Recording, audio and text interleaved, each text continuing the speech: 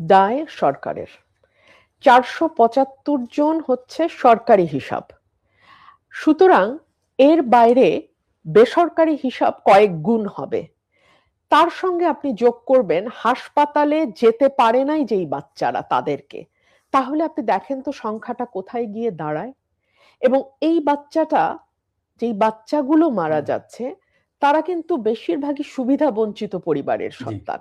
সে কারণেই না আমাদের মিডল ক্লাস, আপার মিডল ক্লাস, যারা বয়ান তৈরি করে, যারা রাজনীতিতে ইম্প্যাক্ট রাখে, যারা মন্ত্রী এমপি হয়, আমাদের না আসলে কিছু যায় আসে না। আমি আপনাকে একটা ছোট উদাহরণ দেই। ধরুন রাজবাড়ির পরিচারিকারও তো অনেক দাপট, তাই না? সে কারণেই রাজবাড়ির পরিচারিকার ভাইয়ের বাচ্চা হামে আক্রান্ত হয় যদি, তখন প্রত্যন্ত অঞ্চলেও আমাদের মন্ত্রী মহোদয় কিংবা উপদেষ্টা মহোদয় দৌড়ে চলে যান যে পরিচারিকার ভাইয়ের সন্তানকে বাঁচাতে হবে। কিন্তু সকলেই তো আর রাজবাড়ির পরিচারিকার ভাইয়ের সন্তান হয় না ভাই, ওই ফেভার তো সবাই পায় না। সে কারণেই চট্টগ্রামে হাই ফ্লো পাইপ যেটা দিয়ে অক্সিজেন দেবে সেটার অভাবে শিশু মারা যায়, বাবা মা চিৎকার করে কাঁদতে থাকে। আমি যখন সংসদে হাম নিয়ে কথা বলেছি, মন্ত্রী মহোদয় বলেছেন ভয় দেখাবেন না, হাম আমাদের সবারই হয়েছে, ভয় দেখালে নাকি ইমিউনিটি কমে যায়। সো এই যে একটা আমি কি বলবো, ধরুন আয়নায় মুখ না দেখবার যে প্রবণতা এবং আয়নায় মুখ না দেখে নিজেকে নিরাপদ ভাববার যে প্রবণতা, এটা তৈরি হয় যখন আপনি মনে করেন আমি তো ক্ষমতায় আছি, আমাকে কে সরায়, আমাকে কে চ্যালেঞ্জ করে। অনেকেই সমালোচনা করছেন যে আগের সরকারের মন্ত্রী তো স্বাস্থ্য অধিদপ্তর স্বাস্থ্য সংক্রান্ত কেউ নন, ডাক্তার নন, কোনো স্বাস্থ্য জেনারেল ডিপার্টমেন্ট থেকে।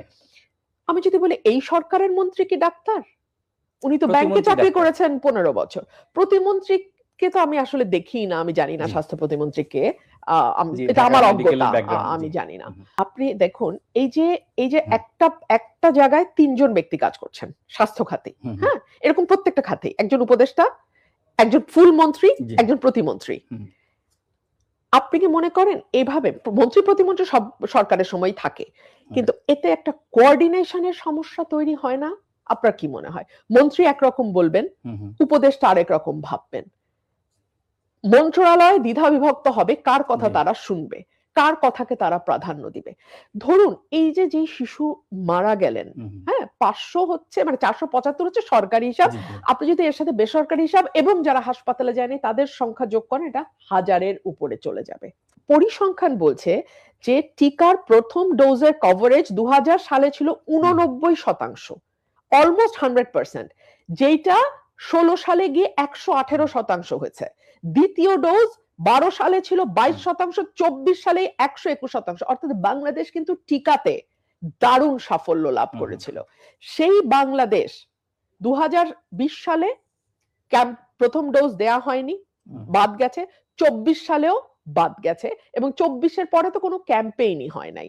এবং স্বাস্থ্য কর্মী যারা এলাকায় ঘুরে ঘুরে গিয়ে টিকা দান কর্মসূচিটাকে সফল করেন, তাদের বেতন হয় না 9 মাসের উপরে, এটা আমি সংসদে দাঁড়িয়ে বলেছিলাম। সো তারা কাজও করছে না। এই সকল কিছু মিলে আপনি আমাকে বলেন এই ব্যর্থতায় সরকারকে নিতে হবে না? আমি আপনাকে একটা উদাহরণ দেই। সরকারি হাসপাতালগুলোতে সরকারি ডাক্তার, নার্স সহ চিকিৎসা সামগ্রী, ওষুধ বিনামূল্যে পাওয়ার কথা, বেড অ্যাভেলেবল হওয়ার কথা। আমাদের কয়টা হাসপাতাল স্বয়ংসম্পূর্ণ? ইচ্ছা করে সরকারি হাসপাতালগুলোকে স্বয়ংসম্পূর্ণ করে না, কারণ তাহলে প্রাইভেট হাসপাতালের সঙ্গে তাদের যে অবৈধ চুক্তি, যে রোগী সেখানে ট্রান্সফার করা যাবে, পরীক্ষা নিরীক্ষা প্রাইভেটে হবে, এই কারণে দেখবেন সরকারি হাসপাতালের মেশিন সারা বছর নষ্ট থাকে যাতে প্রাইভেটে ট্রিটমেন্টটা করতে পারে। সো এই যে পুরো ব্যবস্থাপনাগত ত্রুটি, এবং এটাকে আপনি এড়াবেন কি করে? সরকার তো জরুরি অবস্থা জারি করতে পারত। আজকে আপার মিডল ক্লাস বা আপার ক্লাসের মানুষজন গিয়ে বেসরকারি হাসপাতালে 5 লাখ 10 লাখ টাকা দিয়ে ট্রিটমেন্ট করতে পারে বলে আমরা কিন্তু ওই প্রান্তিক মায়ের কান্নাটা শুনতে পাই না বা শুনতে চাইও না। আমরা তার টিকাকে এনশিওর করতে পারি নাই, আমরা তার জন্য পুষ্টিকর খাদ্য এনশিওর করতে পারি নাই, আমরা তার মাকে ইমিউন করে ফেলেছি বিভিন্ন অসুখে, সো এখন আর মেডিসিনও কাজ করে না। সো যেগুলো একটা শিশু জন্মগতভাবে পাওয়ার কথা তার কোনোটা আমরা এনশিওর করতে পারি না। এমনকি আমরা তার চিকিৎসাটাকে এমন করে ফেলেছি যে সরকারি হাসপাতালে একটা দরিদ্র শিশুর চিকিৎসা হওয়ার কোনো উপায়ও রাখি নাই। তাহলে এই পুরো ব্যবস্থাপনাগত যেই ত্রুটি, এটার জবাবদিহি সরকারকে করতে হবে না?